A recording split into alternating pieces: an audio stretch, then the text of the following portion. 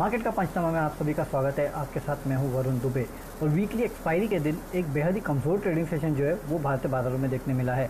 और आपको याद होगा कल इसी प्लेटफॉर्म पे हमने ये कहा था कि हाँ शायद थोड़ा बहुत प्रेशर आ सकता है, लेकिन प्रेशर इतना गहरा आएगा ये नहीं पता था, क्योंकि आपको याद होगा हमने आपको पहला लेवल जो बोला था सपोर्ट का वो 10,000 के आसपास था। 10,000 दोस्तों, अगर आप बाज़ार में ट्रेडिंग या निवेश करते हैं और अभी भी ब्रोकरेज के नाम पर अपने हज़ारों लाखों रुपए बर्बाद कर रहे हैं, तो अब बदलिए और देश के सबसे अच्छे और भरोसेमंद ब्रोकर एंजल ब्रोकिंग के साथ में जुड़िए, जहां पर आपका ब्रोकरेज कुछ भी नहीं लगता है। ब्रोकरेज लगता है तो सिर्फ इंट्राडे ट्रेड में, वह भी सिर्फ 20 रुपये। तो लिंक डिस्क्रिप्शन में है, वहाँ पर जाकर आप अपना अकाउंट ओपन करा सकते हैं एंजल ब्रोकिंग से। 10,000 के आसपास सपोर्ट लेना चाहिए था। मार्केट पिछले कुछ दिनों से ले भी रहा था। आज अगर आप सुबह सुबह देखते तो 10,040 के आसपास मार्केट ने सपोर्ट लिया भी था और काफ़ी हद तक मार्केट ने कोशिश की थी कि उस लेवल को डिफेंड करे, लेकिन उस लेवल को मार्केट डिफेंड नहीं कर पाया। और देखिए उसके बाद जो गिरावट आई है वो हमारा अगला लेवल 9,900 के आसपास, इस लेवल पे आसपास आके कहीं ना कहीं मार्केट जो है आज यहाँ रुका है। लेकिन जिस तरह का सेल ऑफ देखने मिला है ना, दरअसल ये थोड़ा मुझे चिंता में डालता है। क्यों? क्योंकि देखिए आप इतने दिन से मार्केट चल रहे थे, ग्लोबल मार्केट्स चल रहे थे, इंडियन मार्केट भी चल रहे थे। जाहिर सी बात है, मैं आपसे हमेशा यह कहता था कि फंडामेंटली कुछ भी बदला नहीं है, ये लिक्विडिटी है जो मार्केट्स को ड्राइव कर रही है, और वो हो भी रहा था। अचानक से कल फेड की पॉलिसी आती है, 2022 तक फेड बोलता है हम 0% पे इंटरेस्ट रेट रखेंगे, और काफ़ी कुछ इकोनॉमिक प्रोजेक्शंस भी उन्होंने दिए और काफ़ी कुछ कहा भी उन्होंने। उसके बाद डाउ जोन्स जो है उसमें अच्छी खासी गिरावट आई। अब उसमें गिरावट आई तो जाहिर सी बात है ये लगा कि हाँ शायद फेड के जो बयान है उसको देखने के बाद मुनाफा वसूली आई होगी। लेकिन आज जिस हिसाब से डाउ फ्यूचर्स गिरे हैं ना, ये देख के ऐसा लगता है कि कहीं वो जो दौर था बीच में जब ग्लोबल मार्केट्स पे लगातार दबाव बनते जा रहा था और वो दबाव जो है इंडियन मार्केट्स पे भी उसका ट्रिकल डाउन इम्पैक्ट देखने मिल रहा था, उस तरह का प्रेशर दरअसल आज देखने मिल रहा है। आप डाउ फ्यूचर्स को देखिए, 500 पॉइंट के आसपास की गिरावट जो है वो डाउ फ्यूचर्स दिखा रहा है। आप कैक डैक फुटसी देखिए, 2% के आसपास की गिरावट जो है वहाँ देखने मिल रही है। आप बाकी एशियन मार्केट्स देखिए, निक्केई 3% नीचे बंद हुआ, कॉस्पी 1% नीचे, शंघाई देखिए करीब 1% नीचे ये बंद हुआ, हैंगसेंग देखिए करीब 2-2.25% नीचे ये बंद हुआ। तो कहीं ना कहीं ये जो गिरावट है ना, ये थोड़ी चिंता में डालने वाली है। अगर मुनाफा वसूली होती तो इस तरह की गिरावट नहीं आती। मुनाफा वसूली होती तो 0.5% के आसपास की गिरावट, डाउ फ्यूचर्स 200 पॉइंट गिरता तो समझ में आता। ये डाउ फ्यूचर जो 500 पॉइंट गिरा है ना, ये कहीं ना कहीं मुझे दिक्कत में डाल रहा है और ये कहीं ना कहीं मेरे समझ में नहीं आ रहा है कि भाई इस तरह की गिरावट क्यों देखने मिली है। और आप याद रखिए, हमेशा मैं आपको बोलता था कि भाई फ्राइडे है, अगले 2 दिन छुट्टी है, उसके पहले कभी भी लंबी लॉन्ग कॉन्ट्रैक्ट्स लेके ना जाए या फिर अपनी लॉन्ग पोजीशन बना के ना जाए। और इतने टाइम से हम देखते थे कि मार्केट में तेज़ी देखने मिलती थी फ्राइडे के दिन, और फ्राइडे को सब अच्छा हो जाता था और लोग पैसा बना के निकल जाते थे। लेकिन मेरे ख्याल से कल का फ्राइडे अलग होगा। अगर आज डाउ फ्यूचर्स में गिरावट हुई रात को, ये याद रखना, डाउ जोन्स में, और अगर कल डाउ फ्यूचर्स फ्लैट भी रहा ना, तो भी कल इंडियन मार्केट्स में गिरावट हो सकती है। क्यों? क्योंकि उसके बाद 2 दिन छुट्टी है, तो आपको पता नहीं है कि भाई आगे जाके ग्लोबल मार्केट्स कैसे पैन आउट होते हैं। अच्छा होगा, थोड़ी प्रोबेबिलिटी कम हो जाएगी अगर डाउ फ्यूचर्स में रिबाउंड नहीं देखने मिला। अगर रिबाउंड देखने मिला और अच्छा खासा रिबाउंड देखने मिला तो शायद स्टोरी अलग हो सकती है। नहीं तो भाई कल बहुत स्ट्रिक्ट स्टॉप लॉस रख के आपको ट्रेड करने, बहुत ही स्ट्रिक्ट स्टॉप लॉस रखना होगा। और आपको, और मैं तो आपको बोलूँगा अगर आप एफएनओ में ट्रेड करते हैं तो पुट खरीद के चलेगी तो आपके लिए ज़्यादा बेटर होगा। बेच के मत जाना है, इतना मैं बोल देता हूँ, क्योंकि बेच के जाना थोड़ा रिस्की हो सकता है। तो जाना है तो पुट खरीद के जाइए, नीचे के लेवल के पुट खरीदिए। 9,900 के आसपास का पुट जो है वो आप खरीद सकते हैं, और 9,800 के आसपास, 600 के आसपास का पुट जो है वो आप बेच सकते हैं। इस तरह की स्ट्रैटेजी अगर बना के चलेंगे तो आपके लिए शायद ज़्यादा बेटर होगा। लेकिन हाँ, ये तरह की स्ट्रैटेजी बनाइए और मेरे ख्याल से आपको थोड़ा डाउन साइड के लिए कल के तैयार रहना चाहिए। अगला लेवल जो होगा ना, जो सपोर्ट का, मेरे ख्याल से वो 9,840 के आसपास है। मेरे ख्याल से इसके पहले जब हमने रैली देखी थी और वो वन वे रैली जब आई थी तो 9,840 के आसपास आके मार्केट अटका था। तो उसी को एक स्टॉप लॉस लीजिए और यहाँ फिर से एक 10,000 का लेवल जो है वो प्रोबेबिलिटी पॉसिबल है। हालांकि अगर ग्लोबल मार्केट में सपोर्ट नहीं दिया इंडियन मार्केट को तो ये लेवल कुछ काम नहीं आने वाले, ये भी आपको बोल देता हूँ। क्योंकि ये अभी तक इंडियन मार्केट जो चले हैं या गिरे हैं वो कहीं ना कहीं ग्लोबल संकेत के बीच में ही चले और गिरे हैं। और आज तो आपने देखा कि एफआईआईएस की तरफ से भी बिकवाली का आंकड़ा आया है। अब देखना होगा कि अब एफआईआईएस की तरफ से किस तरह का आंकड़ा निकलता है, बिकवाली का निकल के आता है, खरीदारी का निकल के आता है। लेकिन आज के आंकड़े देखना काफ़ी इंपॉर्टेंट होगा, क्योंकि आज भी बिकवाली हुई ना तो ये लगातार दूसरा दिन होगा जब आपको बिकवाली देखने मिली है। चलिए अब सवाल जवाब का सिलसिला शुरू करते हैं और हार्दिक भट्ट टाटा मोटर्स पे पूछते हैं 450 शेयर लिए 88 पे। देखिए हार्दिक जी, मैंने कल आपको 106 105 का स्टॉप लॉस बताया था। आई मीन आप नहीं थे लेकिन लोग थे, उनको बताया था कि मैंने पहला स्टॉप लॉस जो होगा वो 104 106 105 के आसपास होगा। आज 105 के आसपास इस काउंटर ने हिट कर दिया है। अगर 105 कल तोड़ दिया ना मेरे ख्याल से, तो आप निकल जाना इस काउंटर से, है ना। फिर आपको इस काउंटर में रहना नहीं है, क्योंकि फिर अगला लेवल आपको जो इस काउंटर पे 100 के आसपास का देखने मिल सकता है। और अगर कल ये काउंटर चलता है तो मेरे ख्याल से एक बार प्रॉफिट बुक कर लीजिए। अगर आप शॉर्ट टर्म ट्रेडर है तो 110 111 के पास अगर ये आता है तो वो लेवल पे आपको इस काउंटर में प्रॉफिट जो है उसको बुक कर लेना चाहिए। और 105 का स्टॉप लॉस, आज इसका लो भी वही था, याद रखिए। मैंने कल आपको यही बताया था 105 106 के आसपास का इसका स्टॉप लॉस है, उसको याद रखना। 105 के नीचे गया, 104 आया, वैसे आपको सेल ट्रिगर दबा दीजिए, एक बार प्रॉफिट बुक कर लीजिए। अच्छा, रविंद्र भामरे माइंट्री पे पूछ रहे हैं। माइंट्री 918 919 के आसपास ये काउंटर ट्रेड कर। देखिए फंडामेंटली मुझे ये काउंटर काफ़ी अच्छा लगता है, नो डाउट। हालांकि बीच में काफ़ी सारी स्टोरीज थी इसके ऊपर, एक्विजिशन वाली वो जो भी थी, लेकिन फिलहाल देखिए कितने पे ट्रेड कर रहा है ये, 918 के आसपास ट्रेड कर रहा है। 1000 के ऊपर इस काउंटर का 52 एक हाई जो है वो है। मेरे ख्याल से लॉन्ग टर्म के थोड़ा लंबे अवधि के लिए लेके अगर रुक सकते हैं ना आप, तो मेरे ख्याल से इस काउंटर में आपको पैसा लगाना चाहिए। लेकिन एक साथ पैसा ना लगाइए, थोड़ा थोड़ा करके पैसा लगाइए। फिलहाल अपने पोर्टफोलियो जितना लगाना चाहते थे उसमें से 40% लगा के बैठ जाइए और उसके बाद देखिए कि क्या होता है, और उसके बाद ही आगे की और खरीदारी करना। फंडामेंटली मुझे इस काउंटर में कोई खराबी लगती नहीं है, इसके लिए कह रहा हूँ कि आप चाहिए तो अपने पोर्टफोलियो में बिठा के इसको रख सकते हैं। टाटा स्टील पे पूछ रहे हैं भारत कौशिक। देखिए फिलहाल स्टील काउंटर से मेरे ख्याल से आपको दूर रहना चाहिए। क्यों? क्योंकि अगर ग्लोबली इस तरह की अनसर्टेनिटी हुई ना, तो इन काउंटर की बहुत बुरी पिटाई हो सकती है।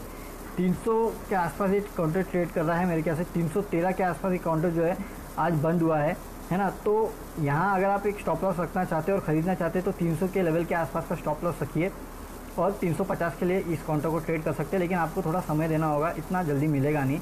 जहाँ तक आपकी 341 के आसपास खरीदारी की सलाह आपने ख़रीदा है, तो आप भी भैया 300 के आसपास का स्टॉप लॉस रख ही लीजिए। अगर 300 टूटेगा ना, तो इस काउंटर में आपको और 20-25 रुपये के आसपास की गिरावट शायद देखने मिल सकती है। हो सकता है कि 280 के आसपास चला जाए ये काउंटर। और फिलहाल जिस तरह का मार्केट का मूड और माहौल है, हो सकता है ये काउंटर टूट जाए। इसके लिए अगर रिबाउंड आता है तो मेरे ख्याल से फिर आपको लेके निकल जाना चाहिए, क्योंकि लॉन्ग टर्म के लिए भी अगर आप लेना चाहेंगे ना, तो लॉन्ग टर्म के लिए भी मेरे ख्याल से मेरा इस काउंटर पे 500 रुपये के आसपास का टारगेट होगा, 150 रुपये के आसपास की तेज़ी इस काउंटर में शायद आपको लॉन्ग टर्म में देखने मिल सकती है। और 150 रुपये के आसपास की तेज़ी मतलब ठीक है, मतलब लॉन्ग टर्म के लिए अगर रखना तो। लेकिन क्योंकि आपकी बाइंग 340 पे नहीं, इसके बोलो इतना लॉन्ग टर्म के लिए भी मत रखिए। हाँ, नो डाउट आप 300 के आसपास का स्टॉप लॉस रखिए। 340 के आसपास आएगा तो एक बार निकल जाइए, उसके बाद देखते हैं इस काउंटर में क्या करना है। मुझे शॉर्ट टर्म में इस काउंटर में थोड़ी दिक्कत दिख रही है, क्योंकि ग्लोबली हो सकता है कि अगर सेल ऑफ आए तो इस काउंटर की जम के पिटाई होगी, क्योंकि वैसे काउंटर्स है जिनकी पिटाई होती है इसके लिए, तो ये याद रखिएगा। हालांकि अगर मुझे कोई बोलेगा स्टील सेक्टर में 2 बेट लेने के लिए, तो मेरे पास JSW स्टील और टाटा स्टील के अलावा कुछ है नहीं, लेकिन हाँ संभाल के ट्रेड कीजिएगा। टाटा कंज्यूमर्स सुनील कुमार सिंह पूछे हैं, टाटा कंज्यूमर्स में क्या? ओके, फंडामेंटली स्टोरी थोड़ी ख़राब हो चुकी है। हालांकि फिर देखिए 380 के आसपास एक काउंटर ट्रेड कर 375 के आसपास। लॉन्ग टर्म लेना चाहते हैं तो भी रुक जाइए, शॉर्ट टर्म लेना चाहते हैं तो ले सकते हैं। 25 रुपये के आसपास का आपको अगर इस काउंटर में मुनाफे के लिए 400 के आसपास के ट्रेड के लिए ले सकते हैं आप इस काउंटर को। और यहाँ से अगर आपको 350 के आसपास का स्टॉप लॉस रख सकते हैं, तो रिस्क रिवॉर्ड ऐसे ही हो गया, 25 रुपये ऊपर 25 रुपये नीचे, इस तरह का ट्रेड है ये। लॉन्ग टर्म के लिए ये लेवल अच्छा नहीं है, क्योंकि 380 के आसपास ट्रेड हो रहा है। मेरे ख्याल से थोड़ा बहुत कूल ऑफ होगा ना, तब शायद इसमें खरीदारी के अच्छे मौके मिलेंगे, क्योंकि 52 हाई देखिए 408 के आसपास तो इस कंपनी का 52 हाई है।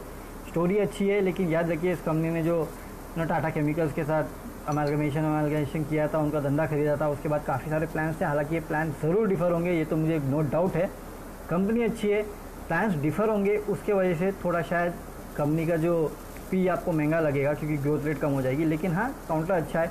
आगे जाके FMCG में ये भी एक जाइंट बनेगा, नो डाउट, और उसको आप समय लगेगा। जो 1 साल में होने वाला था वो शायद अब 3 साल में होगा। इसके लिए तो थोड़ा वेट एंड वॉच के मूड में रहिए। थोड़ा नीचे आएगा ना, तो शायद खरीदारी के आपको इस काउंटर में अच्छे मौके होंगे। सर आइडिया में कुछ बताएं, चंद्रशेखर गुप्ता पूछे। देखिए आइडिया में मैं इस प्लेटफॉर्म पे लगातार आपको बताते गया हूँ कि आइडिया जैसे स्टॉक से तो आपको दूर रहना है। ये काउंटर लगातार चलते गया था, और तब आप लोग मुझे पूछ रहे थे कि रोज़ चलता है क्या करें, मैंने तब भी आपसे कहा था कि दूर रहिए। अब जो AGR का मामला निकल के आया है उसमें सुप्रीम कोर्ट ने कहा है कि आप ठीक है, आप प्लान बताइए किस तरह से आप पेमेंट करेंगे। आप समझिए, ये कंपनी प्लान भी बता पाएगी क्या, मुझे डाउट है, और वो प्लान कितना रिलायबल होगा वो भी मुझे डाउट है। क्यों, मैं ऐसा नहीं कह रहा हूँ कि वोडाफोन आइडिया ख़राब कंपनी नहीं, ये one of the best companies थी, लेकिन आज के टाइम पे जो रिलायंस और भारती एयरटेल डोमिनेट कर रहे हैं ना इस पूरे सेक्टर को, मुझे वोडाफोन आइडिया के कैश फ्लो पे ही संदेह है कि ये उतना कैश फ्लो जनरेट कर पाएंगे कि नहीं, क्योंकि ये एक टेक्नोलॉजी प्लेटफॉर्म है, उस टेक्नोलॉजी में लगातार आपको निवेश करना है, ये आपको याद रखना है। अभी तो अगर 5G का ऑप्शन, समझिए 5G का अगर ऑप्शन निकल के आ गया, सरकार ने कर दिया, तो भारती और रिलायंस तो खरीद लेंगे, वोडाफोन कहाँ से खरीदेगा वोडाफोन आइडिया। तो एक बहुत बड़ा क्वेश्चन मार्क है इस कंपनी पे। अगर इन्होंने प्लान सबमिट कर भी दिया ना कि भाई ऐसा ऐसा पेमेंट करेंगे, मुझे नहीं पता सुप्रीम कोर्ट कितना मानेगी, और मुझे नहीं पता ये कर पाएंगे कि नहीं कर पाएंगे। At any rise Vodafone idea पे मेरा सेल का कॉल है। फंडामेंटली मैं इस कंपनी को बिल्कुल सपोर्ट नहीं करता। अगर इस सेक्टर में और इस सेक्टर के हालात अगर सुधरेंगे तो सबसे पहले रिलायंस और भारती एयरटेल के सुधरेंगे। इसके लिए अगर आपको पैसा लगाना है तो उस काउंटर में लगाइए। अच्छा, राहुल अनुरागी SBI लाइफ पे पूछे कि SBI लाइफ में क्या करना चाहिए। मेरे ख्याल से SBI लाइफ की कुछ खबर भी आ रही थी कि इसमें SBI शायद अपना स्टेक जो है वो बेच सकता है। हालांकि किस लेवल पे स्टेक बेचेगा ये तो पता नहीं, लेकिन हाँ स्टेक बेचने की खबरें आई थी।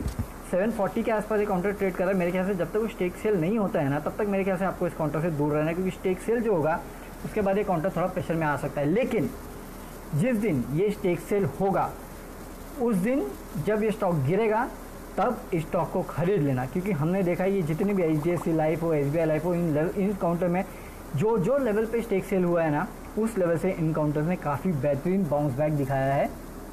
तो जिस दिन वो स्टेक सेल होगा और ये काउंटर नीचे जाएगा, उस दिन इस काउंटर का लपक लेना और ख़रीद लेना और अपने पास रख लेना, क्योंकि मेरे ख्याल से उसके बाद इन काउंटर्स में आपको अच्छा फिर से तेज़ी देखने मिलेगी। और एक सवाल लेते हैं Nikhil Shivdikar, Apollo hospital and Metropolis, short term view. Short term क्यों चाहते हैं सर आप?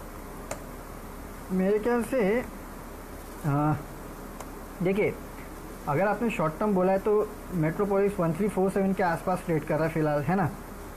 इस काउंटर में ऑलमोस्ट इस वीक पूरा फ्लैट रहा है, पूरा मंथ इस काउंटर के लिए फ्लैट रहा है, तो कुछ खास तो हुआ नहीं है इस काउंटर में। अगर आपको ख़रीदना है, शॉर्ट टर्म का व्यू चाहिए, तो मैं लेवल बता सकता हूँ आपको केवल कि फ़िलहाल ये चल रहा है 1347 के आसपास, तो 1312 जो कि 50 DA में है उसके आसपास आप स्टॉप लॉस लगाइए, और 1468 के आसपास के 1450 के आसपास बेसिकली आप इस काउंटर को ट्रेड कर सकते हैं। शॉर्ट टर्म व्यू इस काउंटर में यही होगा। दूसरा मेट्रोपोलिस का आपने पूछा, 1408 के आसपास ट्रेड कर रहा है, तो आप मेरे ख्याल से इस काउंटर में 1494 इसका 100 DM है, तो उस लेवल के आसपास आप एक टारगेट रख के 1400 के आसपास इस काउंटर को स्टॉप लॉस रखिए, क्योंकि ऑलमोस्ट 200 डे DMA के आसपास ये ट्रेड कर रहा है, तो ये ट्रेड इसमें बनता है। हालांकि दोनों काउंटर मुझे लॉन्ग टर्म के लिए अच्छे लगते हैं, तो अगर आप लॉन्ग टर्म के लिए लेते तो मेरे को शायद ज़्यादा अच्छा लगता है, लेकिन ठीक है, शॉर्ट टर्म के लिए जो मैंने ट्रेड बताया वो ट्रेड चाहिए तो आप इन काउंटर्स पे ले सकते हैं। चलिए, अब समय हो चुका है, हमें जाना होगा।